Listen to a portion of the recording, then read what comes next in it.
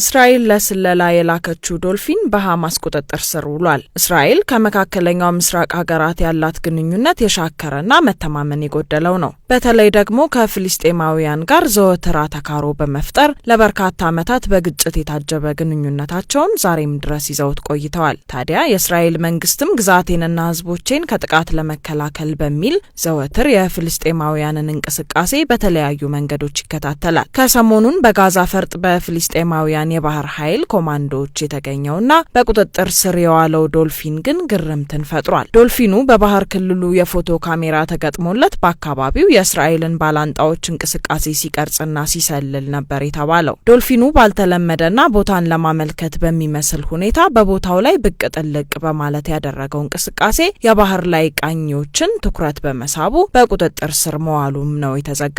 ሰላዩ ዶልፊን በስፍራው ያለውን ሁለንተናዊ እንቅስቃሴ በተገጠሙለት ካሜራዎችና የተለያዩ ኤሌክትሮኒክስ መሳሪያዎች በመቅዳት ለእስራኤሉ የስለላ ተቋም ሞሳድ መልእክቶችን ለማስተላለፍ ይሰራም ነበር ተብሏል። ዋነኛ ተልእኮውም በአካባቢው የሚካሄደውን የባህር ኃይል ስልጠናና ተያያዥ ጉዳዮችን ቀርጾ መላክና መልእክቶችን ማስተላለፍ እንደነበር ነው ከፍልስጤማውያኑ ጋዜጣ አልቁዱስ የተገኘ መረጃ የሚያሳየው። የፍልስጤሙን ታጣቂ ቡድን ሐማስን ሰሞነኛ እንቅስቃሴ በመቅዳት እስራኤል በቡድኑ አንድ ክንፍ ላይ ልትወስድ ላሰበችው እርምጃ የሚያግዝ መረጃ ማቅረብን ታሳቢ አድርጎ የተካሄደ የስለላ ተግባር ነበር ተብሏል። ሞሳድ በእንስሳት በሚደረጉ ስለላዎች በተደጋጋሚ ይጠረጠራል።